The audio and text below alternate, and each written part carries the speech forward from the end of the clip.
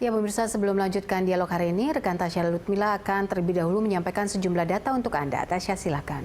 Baik, terima kasih Poppy. Pemirsa, melonggarnya kondisi likuiditas menurut Bank Indonesia tercermin pada rendahnya suku bunga pasar uang antar bank dan rasio alat likuid terhadap dana pihak ketiga. Kondisi likuiditas ini menjadi penting seiring dengan mulai bergeraknya kembali perekonomian sejak Juni 2020.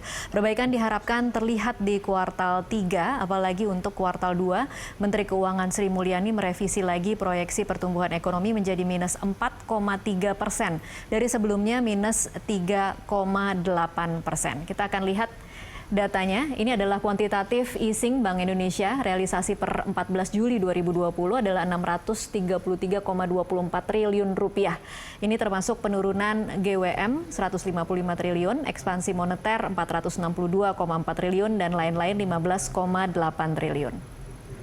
Kemudian untuk periode Januari hingga April 2020, kita lihat pembelian SBN dari pasar sekunder 166,2 triliun, repo perbankan 160 triliun, FX swap 36,6 triliun, dan penurunan GWM rupiah 53 triliun, totalnya 415,8 triliun rupiah. Selanjutnya periode Mei hingga Juni 2020, penurunan GWM rupiah hingga Mei itu 102 triliun rupiah, repo perbankan dan FX swap 81,2 triliun, tidak mewajibkan tambahan giro bagi yang tidak penuhi RIM 15,8 triliun, dan totalnya 199 triliun rupiah.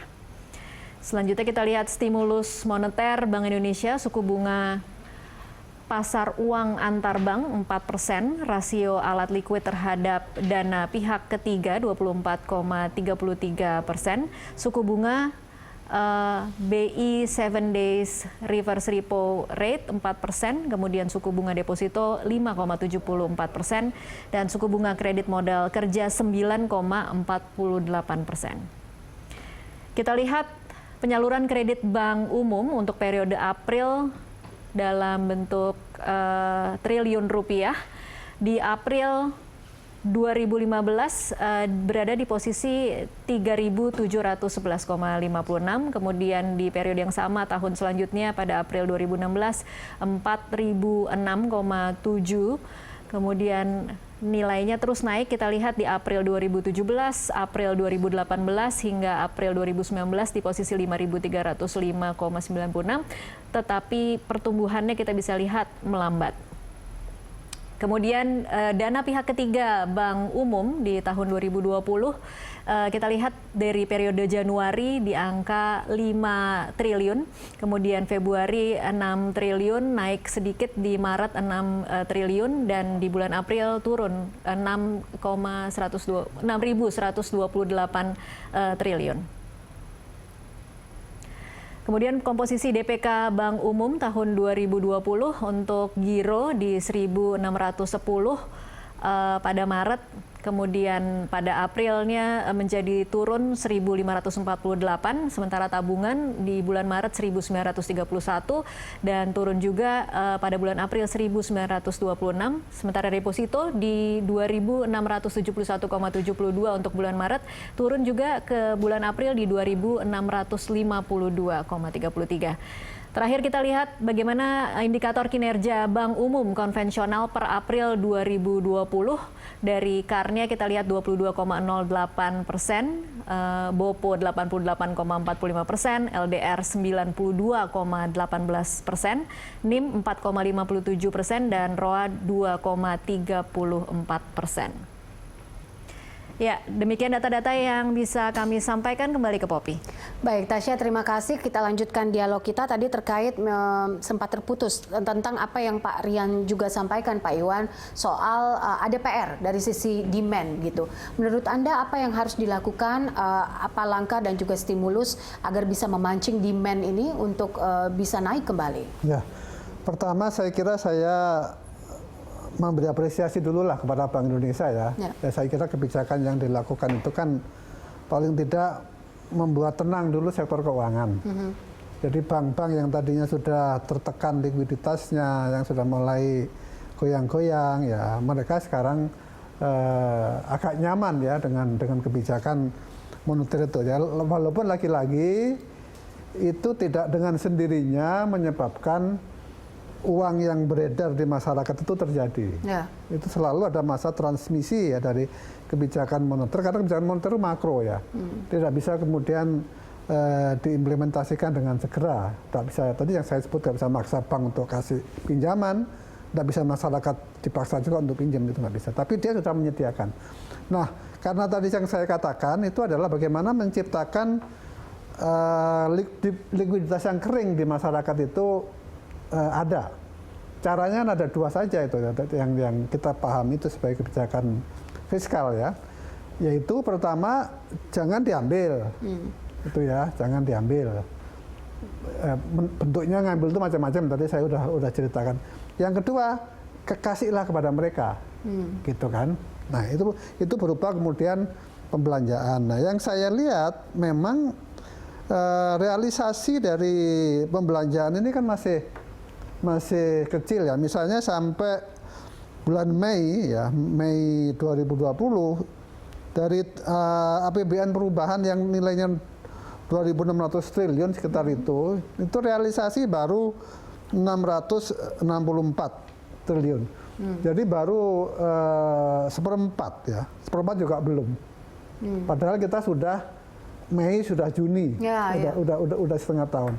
Sehingga kemudian karena realisasinya lambat dari yang dianggarkan, berarti uangnya nggak ada di masyarakat kan. Itu yang kita lihat. Jadi makanya harus dipercepat prosesnya itu ya, proses untuk realisasi. Kemudian kalau kita bicara stimulus ya, stimulus sudah berkali-kali dilakukan walaupun itu bertahap ya. Yang sebelum yang terakhir itu kan 405 triliun itu. Ya. Yang kemudian di judicial review segala macam yang menyebabkan itu agak lambat. Sekarang naik lagi menjadi 695 ya. 95 ya. 695 triliun itu fiskal ya. Stimulus yang diberikan. Pemerintah sudah, menurut saya kebijakannya sih sudah oke, walaupun itu kalau dibandingkan dengan negara lain stimulus kita masih kecil ya. Tetapi oke lah, karena kita harus tahu pemerintah juga punya keterbatasan ya di dananya. Nah, yang menjadi masalah itu adalah seberapa jauh realisasi dilakukan gitu loh. Ini yang menurut saya menyebabkan likuiditas di masyarakat itu juga tidak mengalami perbaikan. Pak Jokowi bilang untuk kesehatan saja sampai 17 Juni itu baru 1,53%. Ya. Ya kan? Yang kemudian karena diancam mau di-reshuffle, mau diganti menterinya, ini sekarang mulai naik menjadi sekitar 4 atau 5% lah ya pada ini. Harus dibegitukan ya. Kemudian kalau kita lihat untuk perlindungan sosial misalnya, itu baru 34% realisasi dari stimulus yang ada. Kemudian untuk insentif dunia bisnis misalnya, itu baru 10%. Ya. Kemudian untuk UMKM ya, UMKM lumayan sudah ada 22% lebih yang realisasi. Tapi untuk pembiayaan korporasi itu masih 0, masih 0%. Jadi masih jauh. Kemudian untuk sektor lembaga ya, kementerian lembaga dan Pemda itu 4%. Jadi sebenarnya keinginannya sudah bagus, tapi realisasinya yang begitu lambat. Ya, karena itulah Pak Jokowi kan kalau agak tensinya naik itu kita paham gitu ya. Karena seperti itu. Hanya ini kenapa? Nah, apa saya mau jawab sekarang ini kenapanya ini? Nah, nanti aja kita coba ke Pak Rian. Saya ingin minta pendapat Pak Rian tentang apa yang disampaikan tadi oleh Pak Iwan. Bagaimana Pak Rian melihatnya? Quantitative easing kan tidak akan berdampak juga langsung begitu ketika misalnya tidak ditunjang oleh stimulus fiskal. Tapi apakah stimulus fiskal kita ini saat ini sudah quick win atau stimulus fiskal seperti apa yang juga bisa dielaborasi dengan moneter sehingga bisa quick win di tengah kondisi saat ini? Sebetulnya ya desain kebijakan yang sifatnya policy mix itu sudah given. Artinya begini, dari fiscal policy-nya sudah ada, kemudian dari monetary policy-nya juga ada, kemudian dari banking policy-nya yang ini menjadi ranahnya otoritas jasa keuangan juga sudah available ya. Cuman mungkin barangkali yang perlu diakselerasi ya, itu dari sisi transmisi fiskalnya yang tadi sampaikan Mas Iwan Tono itu. Karena itu data yang lama Mas Iwan, memang betul. Saya punya data yang lebih baru, memang ya lambat sekali, mohon maaf. Dugaan ya, nanti Mas Iwan Tono bisa konfirmasi lagi karena tadi di hold jawabannya. Mungkin di sisi ini, legal administrasi kayaknya ini yang menjadi batu sandungan sehingga ini eksekusi di lapangannya itu menjadi agak lambat. Contoh di suatu diskusi ya itu disampaikan oleh salah satu narasumber bahwa proses untuk pencairan budget anggaran itu harus ada semacam surat keputusan bersama atau SKP. Nah, ternyata pembuatan SKP itu dengan dalih karena ini sedang COVID dan sebagainya itu jadi lama. Nah, ini ya barangkali yang membuat, mohon maaf, Bapak Presiden jadi agak sedikit tadi sampaikan Mas Iwan Tono agak tensinya naik karena beliau mungkin gemes ya, kok nggak diserap-serap gitu loh. Padahal istilahnya budgetnya ada, kebijakannya sudah betul, cuman tendangannya ini yang kurang oke gitu loh, sehingga tidak gol-gol gitu loh. Jadi bolanya itu hanya muter-muter di depan gawang, tapi sulit untuk dibukukan menjadi sebuah gol yang indah gitu loh.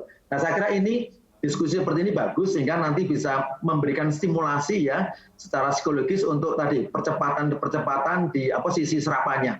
Ini saya baru bicara dari ini Mas Iwan Tono dari sisi program percepatan pemulihan ekonomi nasional. Belum yang kita bicara yang sisi APBN itu sendiri ya yang menjadi tanggung jawabnya daripada kementerian atau lembaga pemerintah gitu. Itu menurut saya bisa. Oke, baik. Nanti kita akan lanjutkan usai jeda pemirsa, kami kembali sesaat lagi.